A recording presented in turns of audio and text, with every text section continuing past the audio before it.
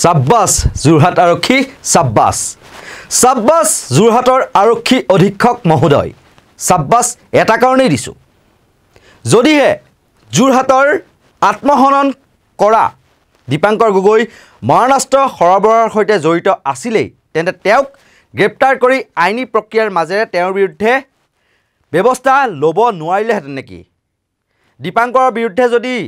ইমানখিনি তথ্যপাতি আৰক্ষীয়ে লাভ কৰিছিলেই তেন্তে তেওঁক 4-5 দিনে ঘৰৰ পৰা উঠাই নি আকৌ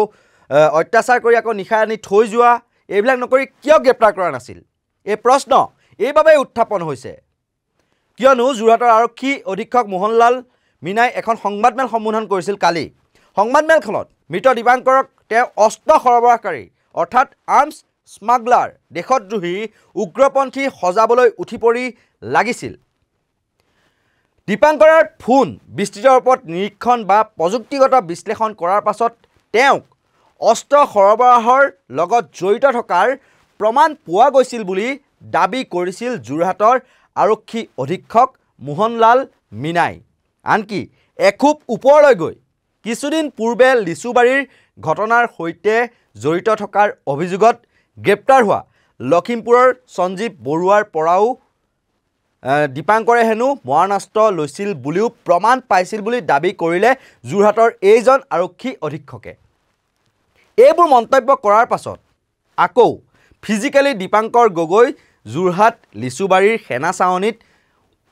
সেই যি ঘটনা হৈছিল সেই ঘটনাৰ উপস্থিত নাছিল বুলি উল্লেখ কৰিলে মোহনলাল মিনাই আমাৰ হাতত তেওঁৰ সেই বিশেষ মন্তব্য আছে আমি এই মুহূৰ্তত আপোনালোকলৈ বুলি আগবঢ়াইছোঁ আমাৰ দীপাংকৰ গগৈক भी টিটাবৰ থানাত আনা হৈছিল और তাৰ খুদপুছ কৰা হৈছিল और তাৰ ফোনত যেতিয়া আমি বহুত ডিটেইলড এনালিসিস কৰিলো আৰু আমাৰ টেকনিক্যাল এনালিসিস কৰা হ'ল আমি গম পালো কি তাৰ ইনভলভমেন্ট কিছুমান আৰ্মছ স্মাগলিংৰ কেছত আছে जो আমাক টিটাবৰ অঞ্চলৰি কিছুমান মানুহ আমাক কৈছে भी কি যাৰ পৰা এই আৰ্মছ বিচাৰিছিল আৰু এটা अपनी सब চিনি পায় সঞ্জীৱ বৰুৱা এটা লখিমপুৰৰ মানুহ আমি অ্যাৰেস্ট কৰিছিল কিছুমান দিন আগত जो লিচুবাড়ি ফায়াৰিং কেছৰ মেইন অ্যাকিউজ হৈ যাৰ পৰা আৰ্মছ বি ৰিকভাৰ হৈছিল তাৰ পৰা বি আৰ্মছ লৈছে আমাৰ তথ্য আমাৰ আমি তাৰ ফোনত পাইছো আৰু বহুত কিছুমান তাতে অডিও ৰেকৰ্ডিং আছে WhatsApp মেছেজেস আছে जो মই ইনভেষ্টিগেশ্যনৰ কাৰণে ক'ব নোৱাৰো কিন্তু বহুত কোড ল্যাঙ্গুৱেজত বহুত কিবা বস্তু পাতি আছে বহুত মানুহ পৰা নাগাল্যান্ড আৰু বাহিৰৰ মানুহ পৰা সৰাইদেউ শিৱসাগৰ ফালৰ পৰা আমি যি গ্ৰেনেড ডিসপ্লেনৰ তাৰ লগত জড়িত আছলি হৈছে দীপাংকৰ আমি এতিয়া একদম ৰুল আউট কৰা নাই ফিজিক্যালি ই নাছিলে কিন্তু ইয়াৰ থ্ৰু বহুত কিবা বস্তু হ'ব পাৰে আমি কিন্তু এজন যুৱকৰ মৃত্যুৰ পাছত এইবোৰ কথা কৈ কি লাভ হসাকৈ স্মাৰ্ট অসম আৰক্ষীয়ে স্মাৰ্টনেছ আছে নে তেওঁলোকৰ স্মাৰ্টনেছ ভ্যালুলেছত পৰিণত হৈছে এক কেনে কথা ইমানখিনি যদি তথ্য প্ৰমাণ আছিলেই তাতে আকৌ আৰ্মছ স্মাগলাৰৰ তথ্য পাইছে তেন্তে 4-5 দিনে পুৱা 8 বজাতে ঘৰৰ পৰা উঠাই নি জেৰা চলাই অভিযোগ কৰা ধৰণে দীপাংকৰক অত্যাচাৰ চলাই নিশা কেতিয়াবা 12 বজাত কেতিয়াবা 2 বজাত আৰু কেতিয়াবা 2:30 বজাত আনি তেওঁ কিয় ঘৰত থৈ যায়হি আৰক্ষীয়ে ইমানখিনি যথেষ্ট প্ৰমাণ আৰক্ষীয়ে পাইছিল যদি তেওঁ ঘৰৰ পৰা উঠাই নিয়া থৈ যোৱাহি এইবোৰ নাটক কৰি থকাতকৈ উপযুক্ত প্ৰমাণৰ ভিত্তিত গ্ৰেপ্তাৰ কৰি আদালতত হাজিৰ কৰিব পাৰিলেহেঁতেন নে নোৱাৰিলেহেঁতেন কিয় আপোনালোকে জানো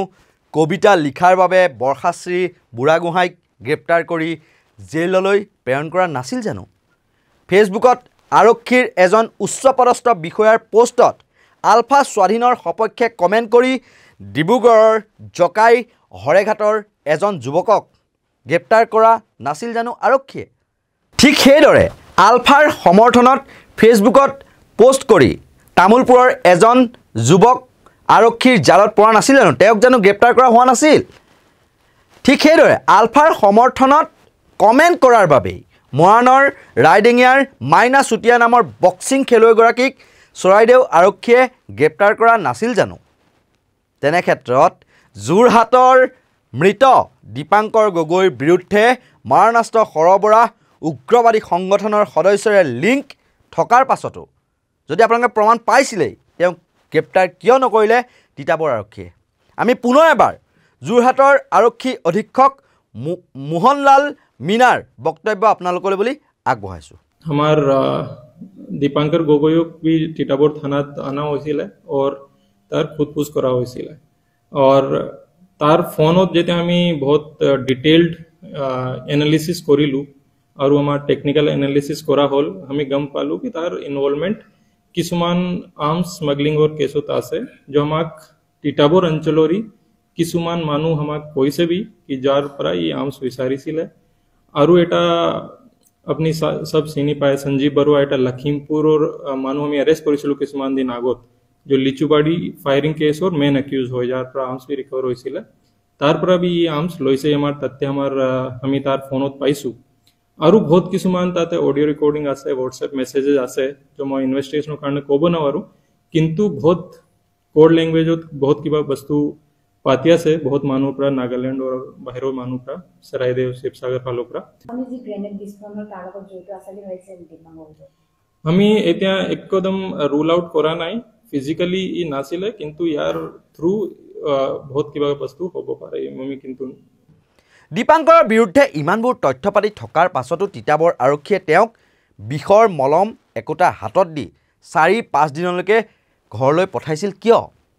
আৰক্ষী অধীক্ষকে উল্লেখ কৰা প্ৰমাণ নাইবা অভিযোগৰ ওপৰত ভিত্তি কৰিয়েই আমাৰ প্ৰশ্ন যদি দীপাংকৰ গগৈ এনে অস্ত্ৰ সৰবৰাহকাৰী আছিলেই বা উগ্ৰবাদী সংগঠনৰে লিংক তেওঁৰ আছিলেই তেনে পৰিপ্ৰেক্ষিতত তেওঁ আপোনালোকৰ জিম্মাত নথকা সময়ছোৱাত বা ঘৰত থকা সময়ছোৱাত যদি কিবা প্ৰকাৰে বা কিবা লিংকৰ জৰিয়তে অন্য কোনো বিক্ষিপ্ত ঘটনা সংঘটিত কৰিলেহেঁতেন তেতিয়া তাৰ দায়িত্ব আৰক্ষী অধীক্ষকগৰাকীয়ে মূৰ পাতি ল'লেহেঁতেন নে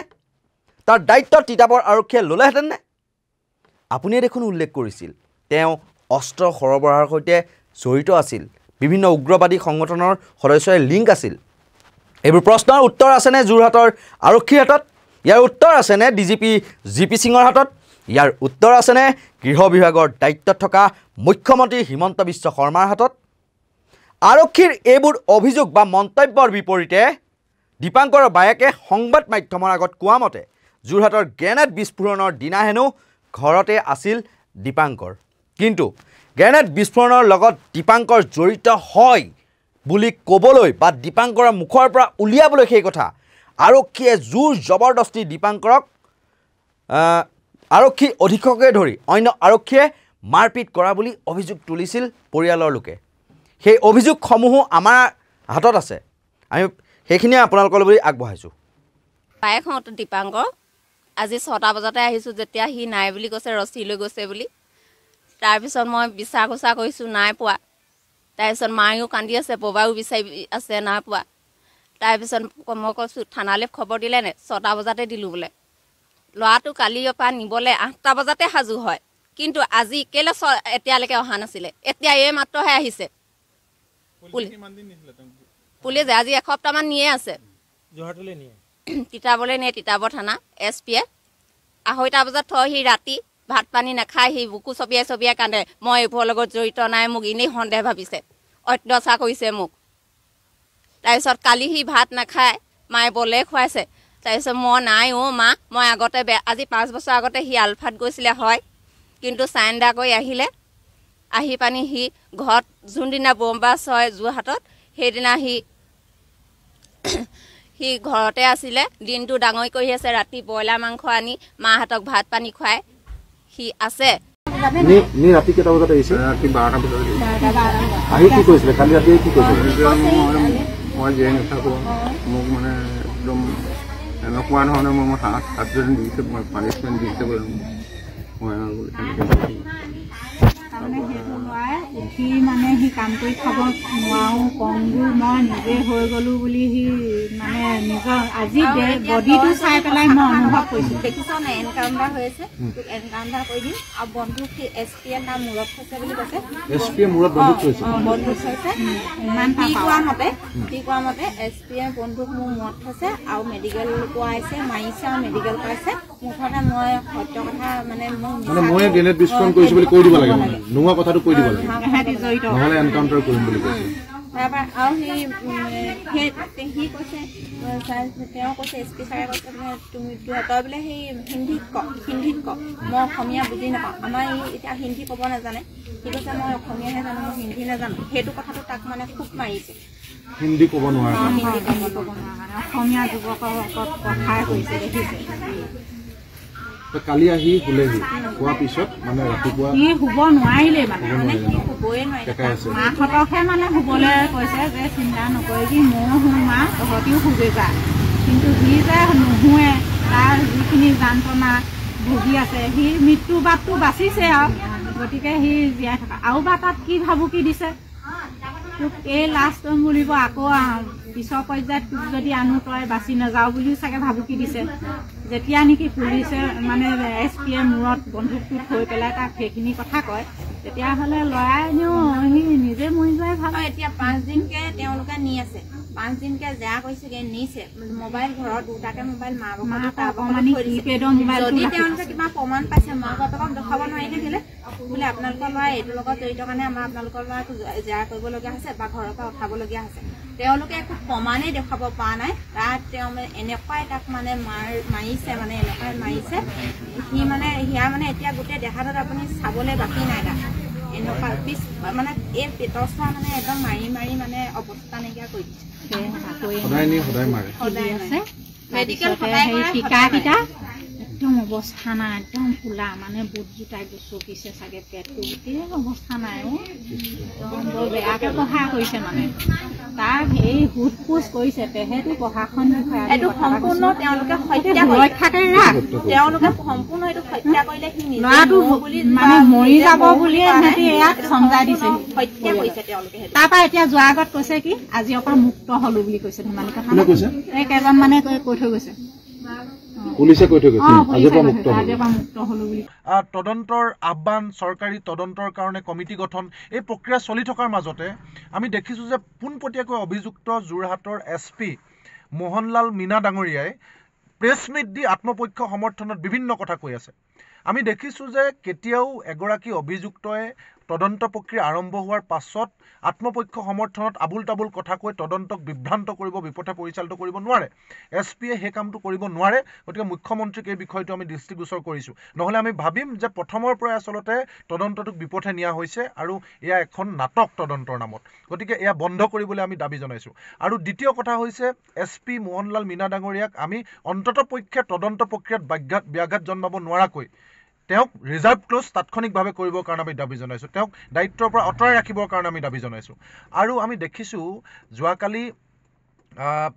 SP গৰাকীয়ে কৈছে সংবাদ মাধ্যমত যে দীপাংকৰ গগৈৰ বিৰুদ্ধে বহু অভিযোগ আছে তেওঁ কাৰোবাৰ পৰা অস্ত্ৰ ক্ৰয় কৰিবৰ কাৰণে যোগাযোগ কৰিছিল আমি SP গৰাকীক প্ৰত্যাহ্বান জনাইছোঁ যে যদি দীপাংকৰ গগৈৰ বিৰুদ্ধে ইমানেই অভিযোগ আছিল যদি দীপাংকৰ গগৈ ইমানেই দুৰ্ধৰ্ষ অপৰাধী তেতিয়াহ'লে তেওঁ কিয় গ্ৰেপ্তাৰ কৰা নহ'ল তেওঁ কিয় 5টাকৈ দিন পুৱতি নিশা ঘৰৰ পৰা আৰক্ষীয়ে উঠাই নিয়ে আৰু নিশা হাতত এটা মলম দি মাৰপিট কৰি মলম দি তেওঁ ঘৰলৈ পঠিয়াই দিয়ে যদি ইমানেই ডাঙৰ দুৰ্ধৰ্ষ অপৰাধী আছিল তেওঁ গ্ৰেপ্তাৰ কিয় নকৰিলে তাৰ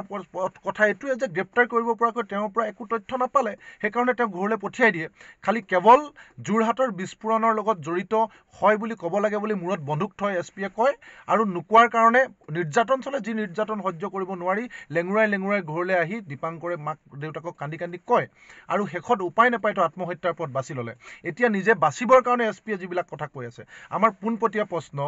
যে যদি ইমান ডাঙৰ অপৰাধী ইমান ডাঙৰ অভিযোগ আছিল কিয় তেওঁ গ্ৰেপ্তাৰ কৰা নহ'ল গতিকে SP মহোদয় আপুনি নাটক বন্ধ কৰক ইপিনে বুধবাৰৰ দিনটোত তিতাবৰ আৰক্ষীক প্ৰশ্ন বানেৰে থকা সৰকা কৰিলে দীপাংকৰৰ পৰিয়ালে সেই প্ৰশ্নবানত মুখৰ মাত সৰিছিল তিতাবৰ আৰক্ষীৰ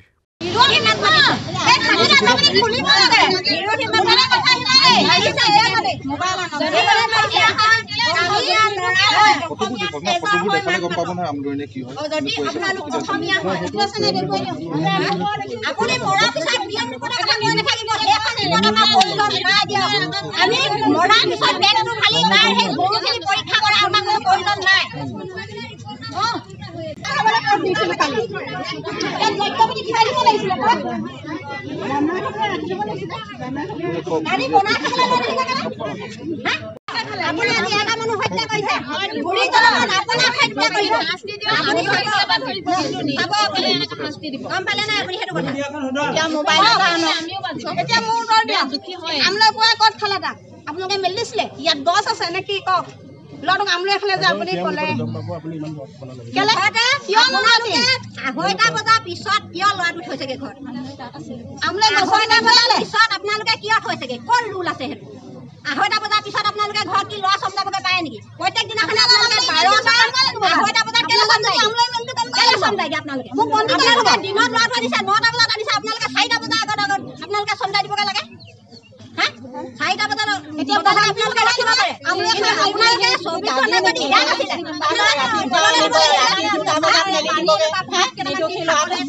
শান্তি কৰিলে কাৰণ লেণ্ডিঙত পঢ়িবলৈ এটা শান্তি নাই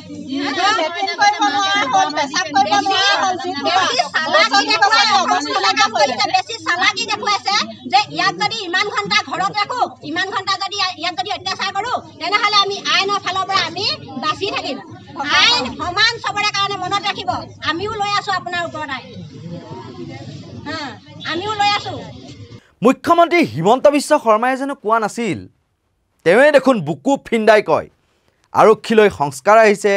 দুখীয়া নিৰীহৰ ওপৰত আৰক্ষী বৰমতা ওলাব নালাগে কিন্তু তাৰ বিপৰীত কাণ্ডবোৰহে দেখোন ঘটি আছে অসম আৰক্ষীৰ ভিতৰচোৱাত বাহুবলী আৰক্ষীৰ বৰমতাগিৰি বা অত্যাচাৰৰ বলি হৈয়ে হয়তো মানসিকভাৱে অত্যন্ত ভাগি পৰি চৰম পন্থা বাছি লৈছে এজনৰ পাছত আন এজন যুৱকে দুটাকৈ উদাহৰণ আছে আমি মুখ্যমন্ত্ৰীয়ে কি কৈছিল এই কথা আমি শুনাই লৈছোঁ পুলিচ নিৰীহ লোকৰ লগত থাকিব লাগিব ইনোচেণ্ট চিটিজেন্টৰ লগত থাকিব লাগিব অপৰাধীৰ বিৰুদ্ধে কঠোৰ হ'ব লাগিব কিন্তু অপৰাধীৰ বিৰুদ্ধে কঠোৰ হওঁতে যদি সাধাৰণ নাগৰিকৰ বিৰুদ্ধেও আমি কঠোৰ হৈ যাওঁ আমাৰতো গোটেই উদ্দেশ্যটোৱে ডিফিট হৈ যাব দুখীয়া মানুহৰ ওপৰত লাঠি উঠাৰ আগতে আমি 3বাৰ চিন্তা কৰিব লাগিব আমি এটা কথা মনত ৰাখিব লাগিব সেই দৰিদ্ৰজনৰ ৰক্ষাকৰ্তা আমি যিজন মানুহে আইনত যাব নোৱাৰে যিজন মানুহে মোৰ সিনিয়ৰৰ ওচৰত যাব নোৱাৰে সেই দৰিদ্ৰ আৰু দুখীয়া মানুহজনক ৰক্ষা কৰাৰ দায়িত্বৰ বাবে মই এই ইউনিফৰ্ম পিন্ধিছো মই এই খাকি পোছাক পিন্ধিছো ইপিনে মুখ্যমন্ত্ৰী হিমন্ত বিশ্ব শৰ্মাই অতিৰিক্ত মুখ্য সচিবৰ দ্বাৰা তদন্তৰ নিৰ্দেশ দিয়াৰ সময়ত এই সমগ্ৰ ঘটনা সন্দৰ্ভত যি নিৰ্দেশ দিছে সেই সন্দৰ্ভত ফেচবুক যোগে প্ৰতিক্ৰিয়া প্ৰকাশ কৰিছে ৰাজ্যখনৰ জ্যেষ্ঠ সাংবাদিক ললিত গগৈয়ে তেওঁ লিখি এইদৰে কয় ৰক্ষকেই ভক্ষক হোৱা আৰক্ষীৰ নিৰ্যাতন সহিব নোৱাৰি যুৱকজনে আত্মহত্যাৰ পথ বাছি ল'লে এতিয়া মুখ্যমন্ত্ৰীয়ে অতিৰিক্ত মুখ্য সচিবৰ জৰিয়তে তদন্তৰ নিৰ্দেশ দি নিজৰ নিৰ্দোষিতা প্ৰমাণৰ চেষ্টা কৰিলেই মৃত যুৱকজনৰ জীৱন ঘূৰি নাহে নগাঁৱৰ ছাত্ৰ নেতাজনক ড্ৰাগছ সৰবৰাহকাৰী সজাই আৰক্ষীয়ে ভুৱা এনকাউণ্টাৰ কৰোঁতেও অতিৰিক্ত মুখ্য সচিবক তদন্তৰ দায়িত্ব দিয়া হৈছিল কিন্তু SP সহ আৰক্ষী দুজনমানৰ বদলিৰ বাবে কাৰ কি শাস্তি হ'ল বটদ্ৰৱা থানাৰ আৰক্ষীৰ জিম্মাত এজনৰ মৃত্যু হওঁতেও তদন্তৰ নিৰ্দেশ দিয়া হৈছিল কিন্তু ফলাফল কি হ'ল জুনমণি ৰাভাৰ হত্যাৰ তদন্তৰ কথা নকয় বাৰু একাধিক ঘটনা আৰক্ষীৰ ভুৱা এনকাউণ্টাৰ বুলি প্ৰমাণিত হোৱাৰ পিছতো কিয় আৰক্ষীক কঠোৰ গাইডলাইন আজিলৈ দিয়া নহ'ল বৰং প্ৰাকে প্ৰকাৰে ইয়াক উচতনি দি থকাহে হ'ল অথচ এইজন মুখ্যমন্ত্ৰীয়ে যোৱা বছৰ 6 এপ্ৰিলত আৰক্ষী বাহিনীৰ নৱনিযুক্ত উপ পৰিদৰ্শকৰ এক পেৰেড অনুষ্ঠানত চৰ্দাৰ বল্লভভাই পেটেলৰ উদ্ধৃতি দি কৈছিল আৰক্ষীৰ দায়িত্ব হৈছে চৰকাৰৰ সন্মান বজাই ৰখা আৰু নাগৰিকসকলৰ সন্মান সুৰক্ষিত কৰা কেৱল অপৰাধ চিনাক্ত আৰু অপৰাধীক কৰায়ত্ব কৰাই আৰক্ষীৰ কাম নহয় আৰক্ষীয়ে মানুহৰ মৰম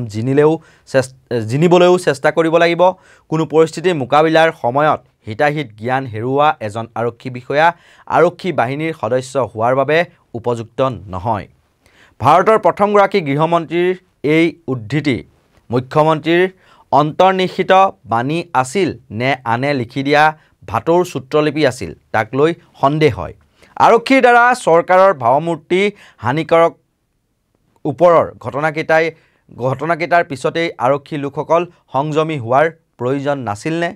কিয় একেবোৰ ঘটনাৰে পুনৰাবৃত্তি হৈ থাকিবলৈ পাইছে আইনত আছে হেজাৰ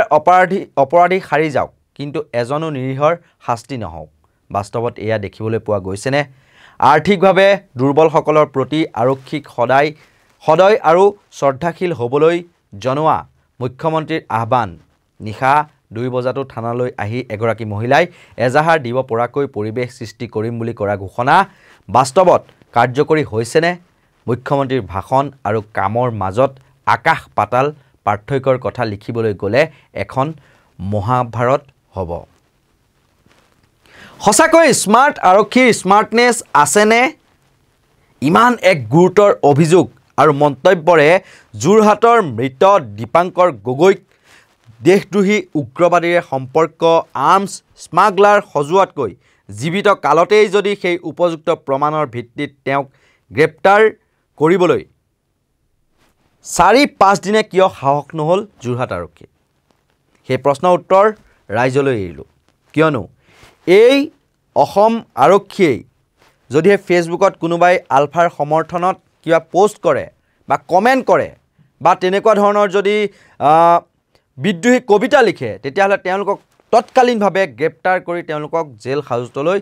প্ৰেৰণ কৰে তেওঁলোকৰ বিৰুদ্ধে ৰাষ্ট্ৰদ্ৰোহৰ গোচৰ জাপি দিয়া হয় আৰু তেনে পৰিপ্ৰেক্ষিতত দীপাংকৰৰ বিৰুদ্ধে যদি ইমানবোৰ প্ৰমাণ আছিলেই ইমানখিনি প্ৰমাণ মোহনলাল মীনাই যি কৰিলে দাবী কৰিলে সেই দাবী কৰাৰ পিছত যদি তেওঁৰ বিৰুদ্ধে যদি ইমানখিনি প্ৰমাণ আছিলেই তেওঁকতো গ্ৰেপ্তাৰ কৰিব লাগিছিল কিন্তু তাৰ বিপৰীতে এতিয়া অভিযোগ উঠিছে কি যে আৰক্ষীৰ অতিশায্য বা অত্যাচাৰৰ ফলতহে সেয়া তিষ্টিব নোৱাৰি সেয়া সহ্য কৰিব নোৱাৰি আজি চৰম পথ বাছি ল'লে যোৰহাটৰ দীপাংকৰ গগৈয়ে এই অভিযোগ উঠাটো স্বাভাৱিক কিন্তু সেই অভিযোগ উঠাৰ পিছতে এতিয়া সেই অভিযোগ গাপ দিবলৈকে আৰক্ষীয়ে এনেকুৱা ধৰণৰ মন্তব্য কৰিছে নেকি বা এনেকুৱা ধৰণে দেশদ্ৰোহী বা আৰ্মছ স্মাগলাৰ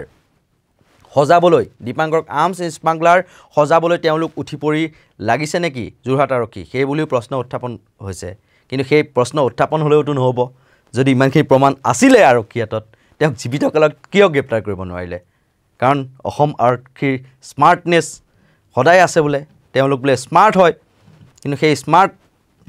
অসম আৰক্ষীয়ে দীপাংকৰ গগৈক জীৱিত কালতে গ্ৰেপ্তাৰ নকৰি এতিয়া মৃত দীপাংকৰক যদিহে তেওঁলোকে এতিয়া দেশদ্ৰোহী সজাব খোজে বা তেওঁক যদি অস্ত্ৰ সৰবৰাহকাৰী সজাব খোজে তেন্তে কি লাভ হ'ব সেই প্ৰশ্নও নুঠা নহয় সচেতন মহলত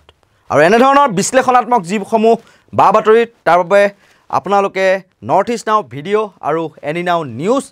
যি দুটা ফেচবুক পেজ সেই দুটা পেজ আপোনালোকে লাইক কৰিব ফ'ল' কৰিব আৰু আমাৰ এই ভিডিঅ'টো কেনে পালে আপোনালোকে কমেণ্ট বক্সত প্ৰতিক্ৰিয়া দিব আপোনালোকৰ গঠনমূলক সমালোচনা আমাৰ কাম্য আপোনালোকৰ সহায় সহযোগিতা মৰম আশীৰ্বাদো আমাৰ কাম্য আমি যিহেতু জনতাৰ পক্ষত থাকি আজি 6টাকৈ বছৰ মাত মাতি আহিছোঁ জনতাৰ পক্ষত জনতাৰ স্বাৰ্থত থাকি আমি কাম কৰি আহিছোঁ গতিকে পৰৱৰ্তী সময়তো যাতে আমি এনেদৰে আগবাঢ়ি যাব পাৰোঁ নৰ্থ ইষ্ট নাও গতিকে তাৰ বাবে আপোনালোকৰ সহায় সহযোগিতা মৰম আশীৰ্বাদ আৰু গঠনমূলক সমালোচনা নিতান্তই প্ৰয়োজনীয় মোৰ এই বিশেষ ভিডিঅ'টোত মোৰ সৈতে সহায় সহযোগিতা আগবঢ়ালে মৃন্ময় বৰুৱে চাই থাকিব নৰ্থ ইষ্ট নাও ধন্যবাদ